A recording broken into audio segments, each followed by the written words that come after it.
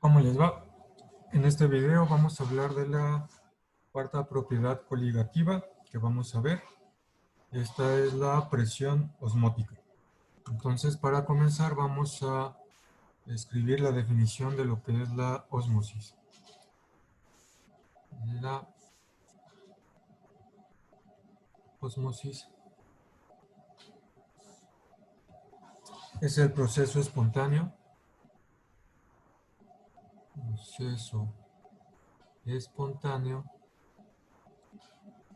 mediante el cual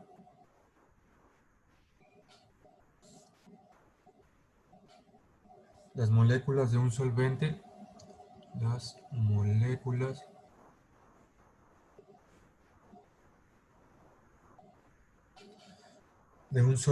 pasan a través de una membrana,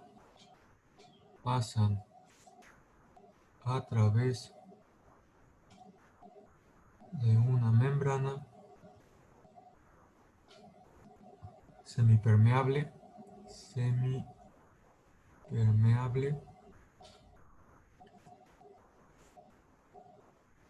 de una solución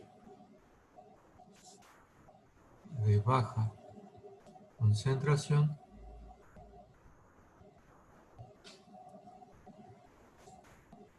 de soluto a una solución de alta concentración del mismo.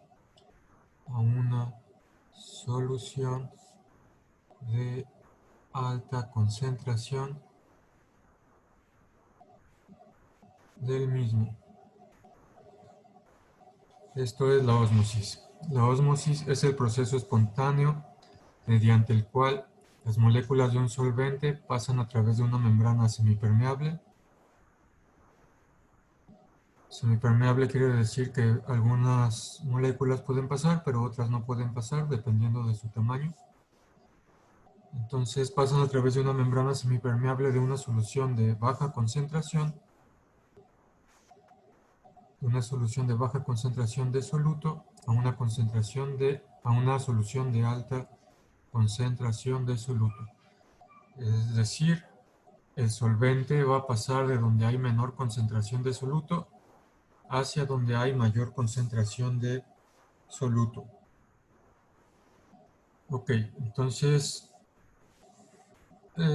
aquí tenemos un esquema de esto, de la ósmosis. Tenemos la membrana semipermeable, que va a ser esta, y tenemos como solvente el agua, y tenemos aquí un soluto de, por ejemplo, estas moléculas que están en verde y estos iones que están en azul y rosa.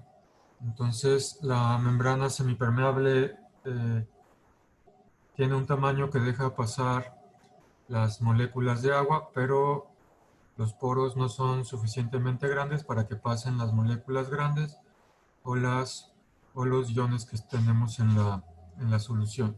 Entonces lo que va a pasar es que va a haber un flujo de moléculas de agua de donde hay menor concentración hacia donde hay mayor concentración. Esto es una consecuencia de que, si recuerdan sus clases de fisicoquímica, los sistemas tienden al mayor desorden, entonces tiende a homogeneizarse las mezclas. En este caso, para que la mezcla se homogeneice, se necesita que más agua pase de donde no hay solutos a donde sí los hay. Ok, entonces esto es la ósmosis, y para considerar lo que es la presión osmótica, vamos a ver este dibujo. En este dibujo tenemos una solución de azúcar dentro del tubo de Cardo y tenemos agua en el recipiente. Aquí tenemos agua y en rojo tenemos una solución de agua con azúcar. Y entonces tenemos los dos líquidos separados por una membrana semipermeable. Esta de aquí es una membrana semipermeable. Por ejemplo, un material con los que se hacen estas membranas es el celofán. Y Entonces, esa membrana está separando la solución de azúcar del agua pura. En este caso, las moléculas del solvente, del agua, pueden pasar a través de la membrana en cualquier dirección, pero el azúcar no alcanza a pasar, es demasiado grande las moléculas de azúcar. El agua es libre de pasar en cualquier dirección, pero se observan que pasa con mayor facilidad hacia la solución más concentrada. Es decir, el flujo neto es mayor del agua hacia la solución más concentrada. Sí puede haber algo de flujo de agua en la otra dirección, pero el flujo neto es todo el flujo neto es hacia la solución de mayor concentración. Ok, entonces la diferencia inicial entre las velocidades, vamos a decir que la velocidad 1, velocidad 2, la velocidad 1 con la que el agua fluye hacia la concentración, hacia la solución concentrada, perdón, es más grande que la velocidad 2 con la que el agua quiere regresarse de la solución concentrada hacia el agua pura. Y como les digo, el flujo neto va a ser hacia de menor concentración hacia mayor concentración de soluto. Esta diferencia inicial entre las velocidades va a ser proporcional a la diferencia de concentración. Entonces, entre mayor diferencia de concentración haya aquí y aquí, va a haber mayor diferencia entre la velocidad con la que el agua quiere pasar hacia la concentración que la velocidad con la que el agua quiere salir de la solución concentrada. Las moléculas de solvente, en este caso el agua, van a continuar pasando a través de la membrana hacia la solución más concentrada hasta que la presión hidrostática, debido al aumento del peso de la solución en esta columna, obligue a las moléculas de solvente a salir con la misma velocidad con la que entran. Entonces, en el primer paso tenemos ese flujo de agua neto flujo de agua neto de agua hacia la solución concentrada. Ese flujo de agua va a hacer que después se incremente esta altura dentro del tubo de cardo porque está entrando más agua y va a alcanzar un nivel en el cual la presión con la que está entrando el agua se va a equilibrar con la presión hidrostática del peso del agua en esta columna, y cuando esas dos se equilibran ya no va a haber más flujo neto de agua. Es decir, en ese momento B1 y B2 se van a equilibrar y entonces ya no va a aumentar más la altura de esta columna de agua en el tubo de cardo.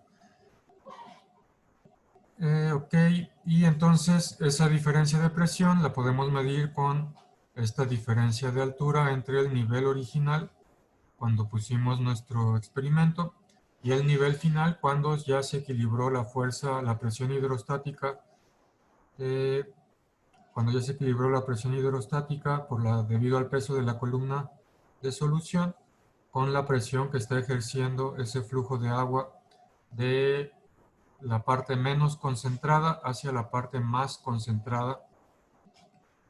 Ok, y entonces, como les digo, esa diferencia de altura con esa diferencia de altura podemos medir la diferencia de presión. Y entonces, la presión que se ejerce en esta condición que acabamos de describir se recibe el nombre de presión osmótica. La presión ejercida en esta condición se llama presión osmótica de la solución. Es decir, esa presión osmótica es la presión que se está ejerciendo debido al flujo de agua a través de la membrana hacia donde está la solución de agua con azúcar más concentrada. Ok, entonces Como ya hemos mencionado, es una propiedad coligativa. Quiere decir que la presión osmótica depende del número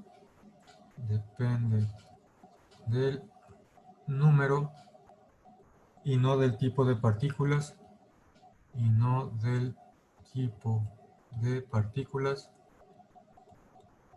en la solución. Por lo tanto, es una propiedad coligativa.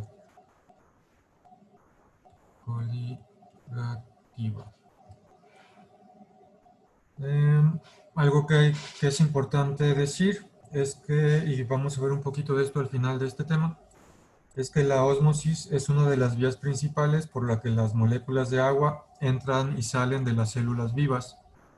Las membranas y paredes celulares de los organismos vivos permiten que el solvente pase a través de ellas y además también permiten que algunos iones u otras partículas pequeñas pasen a través de ellas. Entonces, la forma en que hay intercambio de líquidos dentro y afuera de una célula es principalmente por la ósmosis. Ok. Otra manera de ver lo que es la presión osmótica es de la siguiente manera. También podemos ver la presión osmótica como la presión osmótica, la podemos también definir como la presión externa, la presión externa exactamente suficiente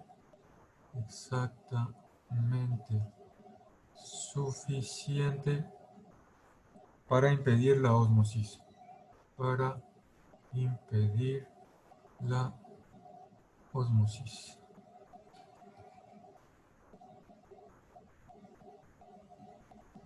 Esta es otra definición de presión osmótica, es la presión externa exactamente suficiente para impedir la ósmosis. Por ejemplo, aquí en el dibujo tenemos un solvente puro y tenemos en rojo el solvente en solución con algún soluto. Tenemos niveles iguales de solución y de solvente, por lo que la presión hidrostática en ambos es la misma. Sin embargo, por ósmosis el solvente va a tender a fluir hacia la solución concentrada. Sin embargo, si ejercemos cierta presión, esta que está acá, si empujamos, por ejemplo, con un pistón este líquido, con una presión exactamente suficiente para impedir la ósmosis, entonces la presión de acá va a estar en equilibrio con la presión del solvente y no va a haber flujo neto de solvente. Esa presión externa exactamente suficiente para impedir la ósmosis es la presión osmótica. Entonces, esta es una definición alternativa de presión osmótica. La presión externa exactamente suficiente para impedir la ósmosis. Muy bien. Entonces, esto es la presión osmótica y la ósmosis. Ok. Ok. Entonces, ahora vamos a ver cómo podemos medir esta presión osmótica y cómo se relaciona con el número de partículas en la solución. Como ya vimos, es una propiedad coligativa y entonces depende del número y no del tipo de partículas en la solución. Ok, entonces,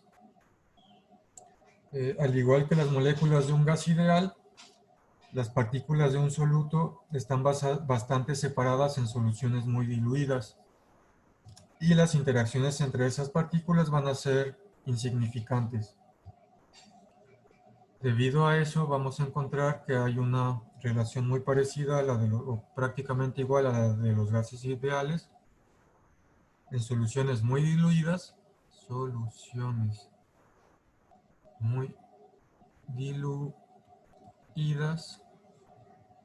se encuentra que la presión osmótica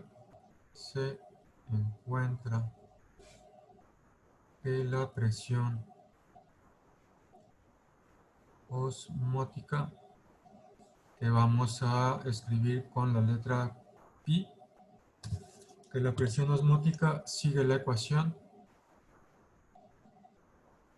ecuación siguiente. Y sigue la ecuación: presión osmótica es igual a N por R por T sobre B, donde N es moles de soluto,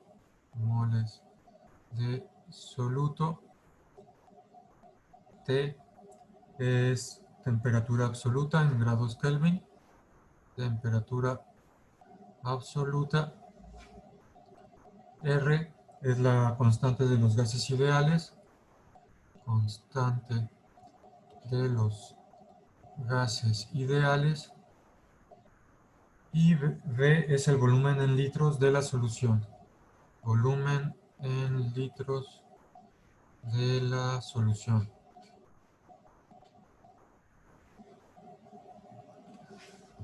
Entonces, como podemos ver aquí, en soluciones muy diluidas, debido a que hay esta poca interacción entre las partículas de soluto, se encuentra que la presión osmótica básicamente es igual que la presión de la ley de los gases ideales. En este caso hacemos la diferencia escribiendo la presión osmótica con la letra griega pi.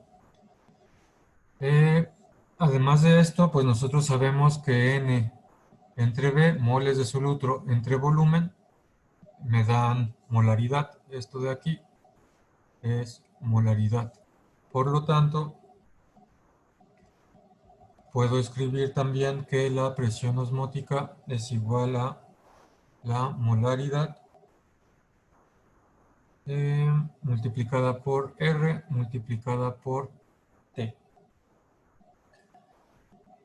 Y esta es la ecuación de presión osmótica. Y bueno, esto es para no electrolitos. Sin embargo, también lo podemos generalizar para electrolitos. En una solución de un electrolito,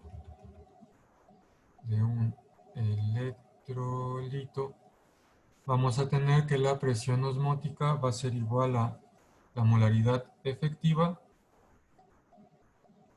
multiplicada por R multiplicada por T, donde esa molaridad efectiva, recordamos del video pasado, va a ser igual a el factor de Van Hoff por la molaridad establecida, es decir, la molaridad antes de la disociación.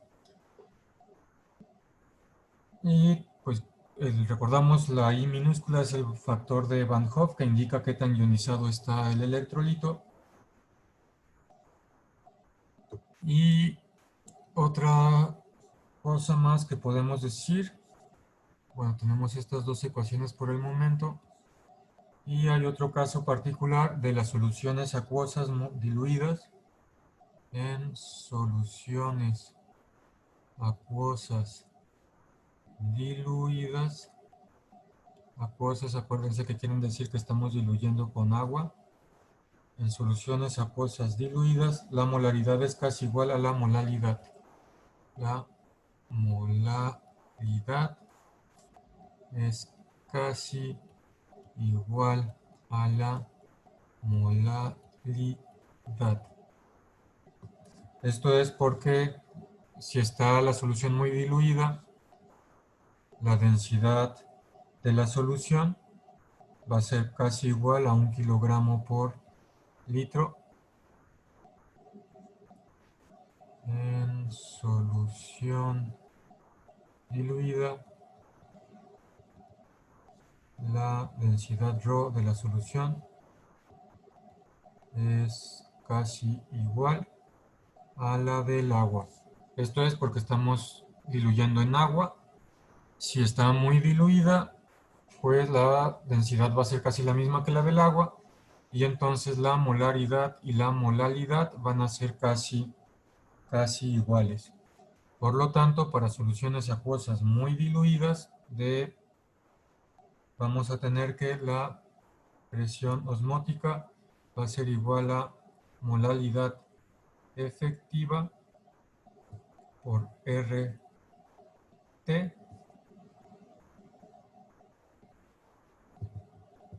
y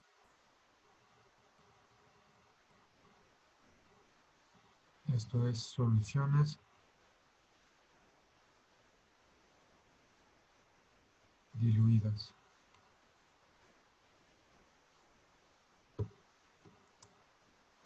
Y bueno, pues la molalidad efectiva también va a ser lo mismo que acá arriba, va a ser igual al factor de Van Hoff multiplicado por la molalidad establecida, es decir, la molalidad antes de que haya disociación. Entonces vamos a tener estas tres ecuaciones. Para el caso de un no electrolito, para el caso de un electrolito y para el caso de soluciones acuosas muy diluidas, ya sean electrolitos o no, vamos a poder cambiar la molaridad por la molalidad solo para soluciones acuosas muy diluidas, es decir, que su densidad sea casi igual a la densidad del agua pura. Ok. Eh, Algo más que hay que mencionar antes de ver unos ejemplos es que hay que recordar que R, en la constante R de los gases ideales, tiene valores distintos de acuerdo a las unidades que intervienen en la ecuación de los gases ideales y de acuerdo a la forma en la que está escrita esta ecuación. El R que vamos a estar utilizando aquí para presión osmótica es el R que incluye las unidades de atmósfera, la presión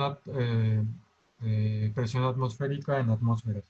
La presión osmótica la vamos a medir, la vamos a estar midiendo en atmósferas. Entonces vamos a utilizar la constante de los gases ideales, que es 0.0821 litros atmósfera, por atmósferas sobre mol por Kelvin. Entonces, ojo, no vayan a utilizar el otro valor de la constante que utiliza Jules.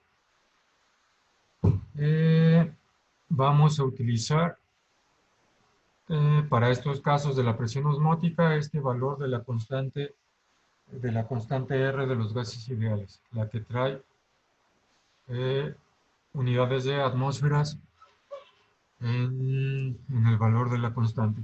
Ojo con eso, para que no vayan a utilizar el valor que hemos utilizado en otros ejemplos, hay que utilizar R igual a 0.0821 litros por atmósfera sobre mol por Kelvin.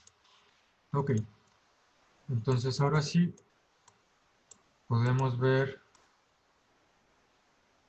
un ejemplo de la presión osmótica.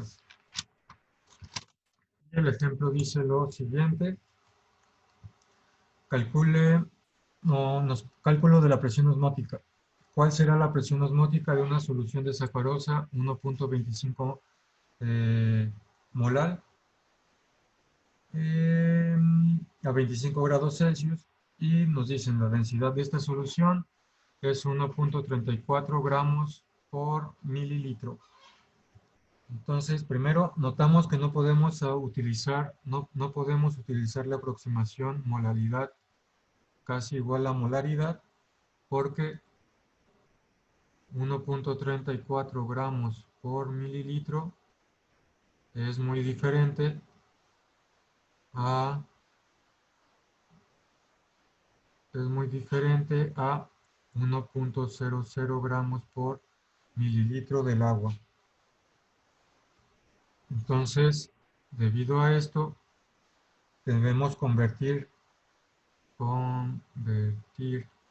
de M a molaridad y luego ya que llegamos a eso, luego usar la fórmula presión osmótica es igual a molaridad por R por T.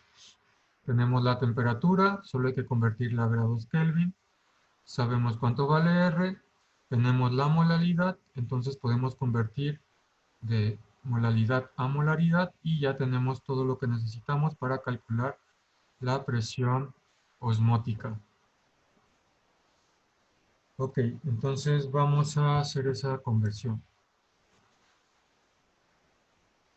Entonces recordamos que molaridad es moles soluto entre kilogramos solvente.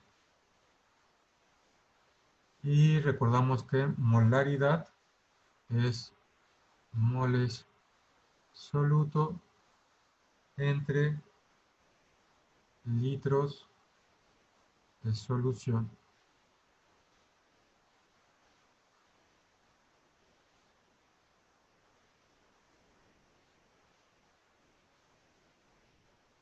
Y nosotros tenemos una concentración de 1.25 molar, que quiere decir 1.25 moles por un kilogramo de H2O. Esto viene de la definición de molaridad y que es la concentración que me dan 1.25 molar. Ok, para calcular M mayúscula, molaridad, conocemos los moles de soluto, pero nos falta conocer litros de solución. Nos falta conocer estos litros de solución para calcular M. El número de moles es 1.25 mol, pero el volumen en litros no sé cuánto es. Necesito calcular ese volumen en litros. Ese volumen en litros lo puedo calcular a través de la densidad. Calcular a través de la fórmula de densidad que me dice que la densidad es igual a masa sobre volumen. Si despejo de ahí el volumen es igual a masa sobre densidad. Para despejar simplemente multiplico volumen de ambos lados de la ecuación. Del lado derecho se elimina volumen. Me queda V rho es igual a M. Luego divido entre rho ambos lados de la ecuación. Rho con rho se eliminan. Y me queda V es igual a masa sobre densidad. M sobre rho. Entonces puedo calcular el volumen para encontrar molaridad. Ahora tengo el volumen de la solución en función de la masa y la densidad. Conozco rho, pero tengo que encontrar M. Conozco rho, que me la dan en el problema, pero M es igual a ¿cuánto? Pues la tengo que calcular.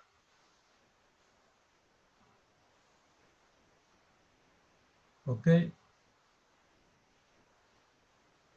Entonces esta masa va a ser, M es la masa de la solución, es decir,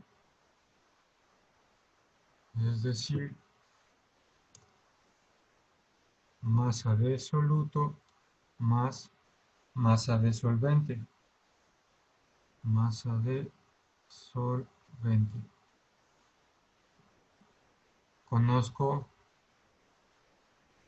M solvente porque me dieron la molaridad. En la masa de solvente, la masa de solvente es la que es 1 kilogramo de agua, pero la masa de soluto no la conozco. Entonces hay que calcular masa soluto a través de la fórmula molecular de la sacarosa y el número de moles. A través de la fórmula molecular de la sacarosa y N número de moles.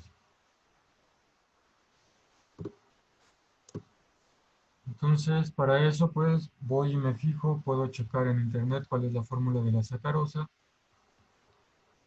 Y la fórmula de la sacarosa es C12 H22 o 11.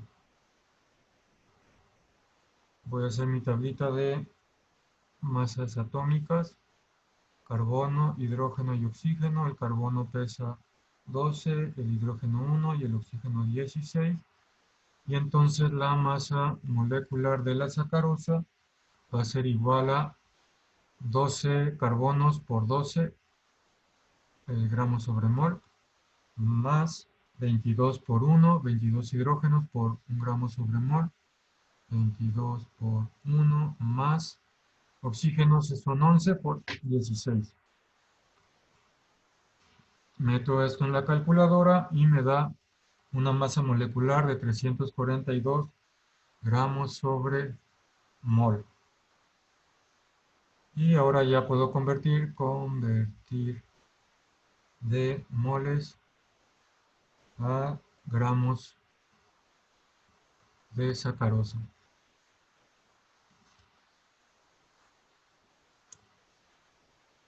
Tengo 1.25 mol de sacarosa. Sacarosa lo voy a multiplicar por el factor unitario que voy a sacar de aquí.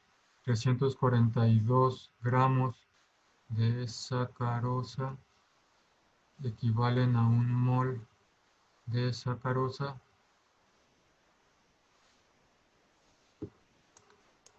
Y hago esa multiplicación, 1.25 por 342 entre 1, y me da 427.5 gramos de sacarosa. 427.5 gramos de sacarosa. Entonces, por lo tanto, la masa es igual a masa soluto más masa solución, perdón, solvente. Esta masa va a ser igual a la masa del soluto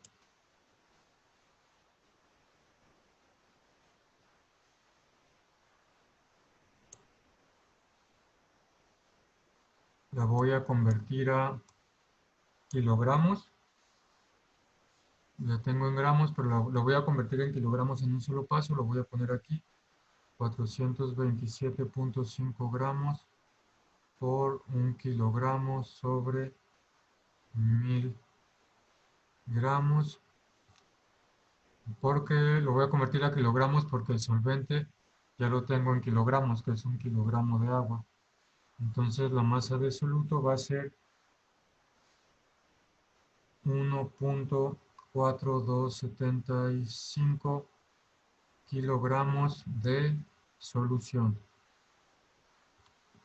Estos son kilogramos de solución. Con esta masa ya puedo calcular el volumen de la solución.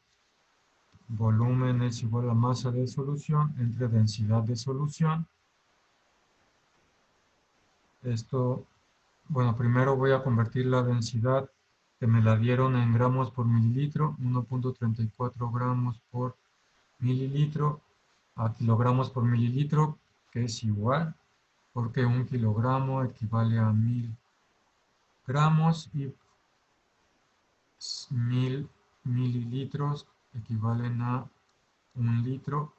Entonces, aquí podemos ver rápidamente 1000 con 1000 se elimina, 1 con 1 se elimina, kilogramo, no, kilogramo queda, gramo con gramo se elimina, mililitro con mililitro se elimina, y esto es igual a 1.34 kilogramos por litro.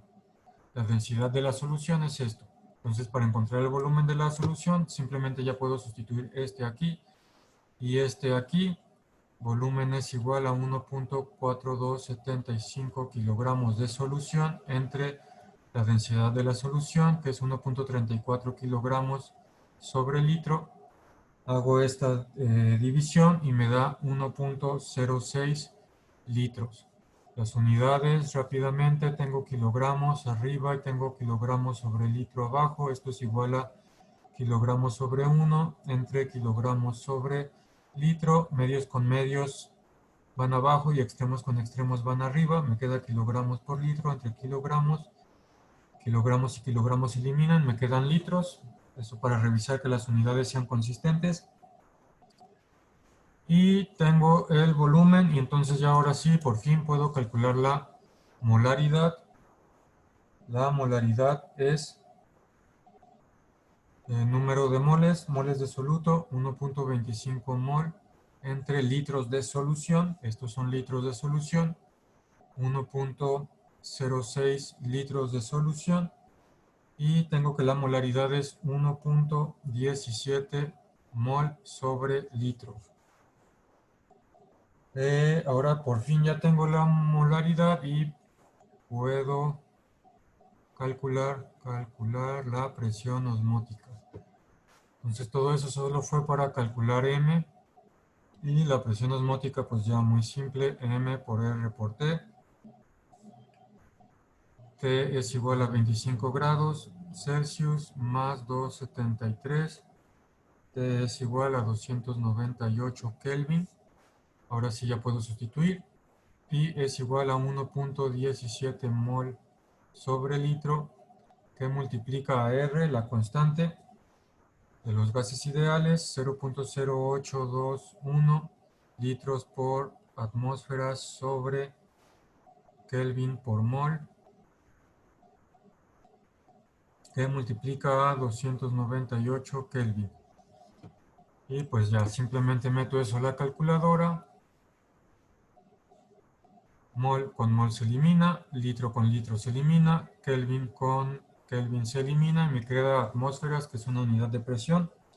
Es coherente con lo que quiero. Hago esa multiplicación y me da 28.6 atmósferas. Entonces la presión osmótica que generaría esa solución con esa concentración sería 28.6 atmósferas. La presión osmótica, como en este caso puede ser muy grande, 28 veces la presión atmosférica. Y bueno, debido a esto, pues usualmente la expresamos en atmósferas porque son presiones muy grandes. Después de haber resuelto este ejemplo, deberían ser capaces de resolver el ejercicio 84 de la tarea que posteriormente va a estar ahí en el Classroom. Ok, entonces continuamos.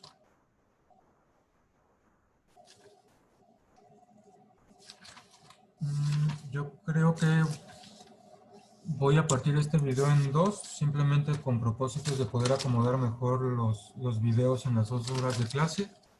Entonces este video mejor lo termino aquí y en el siguiente video continuamos con la segunda parte de presión osmótica.